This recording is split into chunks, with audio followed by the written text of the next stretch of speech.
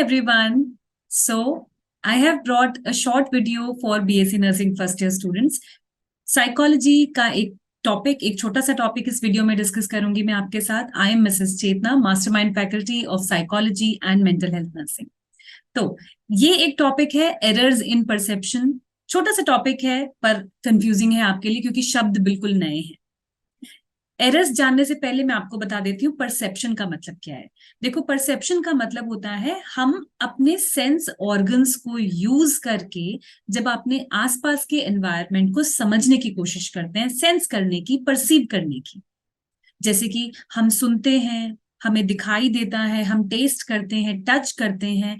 इन सब तरीकों से हम अपने आसपास की रखी हुई चीजों को, अपने आसपास के एनवायरनमेंट को समझने की कोशिश करते हैं. ये होता है परसेप्शन.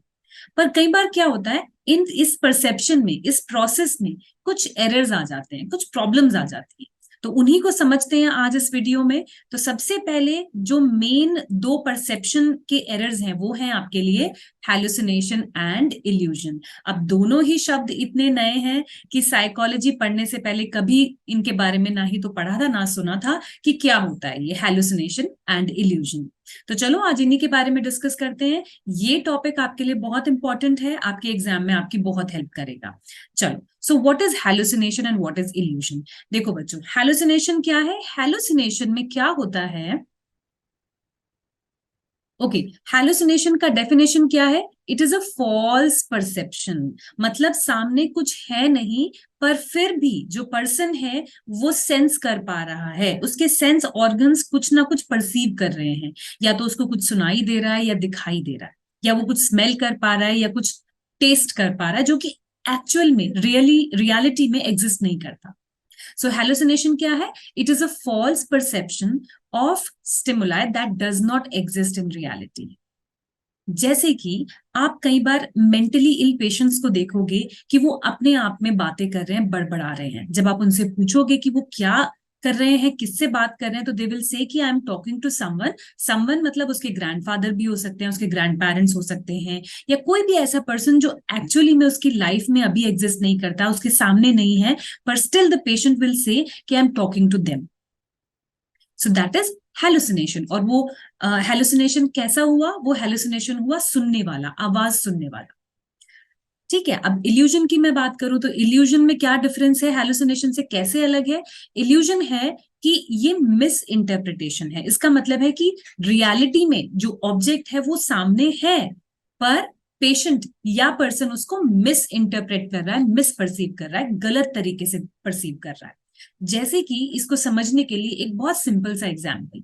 अंधेरे में कई बार क्या होता है, जो बच्चे होते हैं वो किसी भी शैडो को कोई भी शेप में समझने लगते हैं और कहते हैं कि ये भूत है और उससे डरने लगते हैं.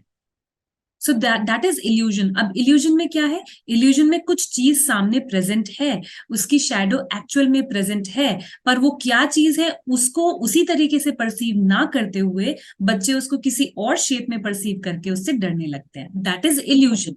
ओके, उसके बाद अब मैं आपको यहाँ पे एक छोटा सा डिफरेंस समझाती हूँ हेलुसिनेशन और इल्यूजन में, जो कि आपको बहुत हेल्प करेगा. देखो, हेलुसिनेशन में क्या है, कोई भी स्टिमुलाई या ऑब्जेक्ट प्रेजेंट नहीं होता है, और पर्सन क्या करता है, उसको मिस परसीव करने लगता है, उसको सेंस करने लगता है, पर absence, in the absence of stimuli. Illusion में क्या होता है, स्टिमुलाई या ऑब्जेक्ट प्रेजेंट होता है और पेशेंट क्या करता है, यहाँ पे उसको मिस परसीव करता है in the presence of stimuli. So this is the difference between these two. Fine, I hope आपको समझ में आ गया. अब थोड़ा सा मैं आपको इसके टाइप्स बता देती हूँ, टाइप्स ऑफ हेलुसिनेशन. अब हेलुसिनेशन बेसिकली 5 टाइप्स का है, जो आपको याद रखना है. 5 टाइप्स. कैसा है? ऑडिटरी. ऑडिटरी मतलब patient will hear some noises, वो कुछ आवाजें सुन सकता है, कोई लोग उससे बात कर रहे हैं वो सुन सकता है. दूसरा आता है विजुअल, जिसमें कि पर्सन कंप्लेंट करता है कि उसको कुछ दिखाई दे रहा है. He can see his grand parents या कुछ ऐसे पुराने लोग जो अभी नहीं है, they have already died, but still patient उनको देख पा रहा है.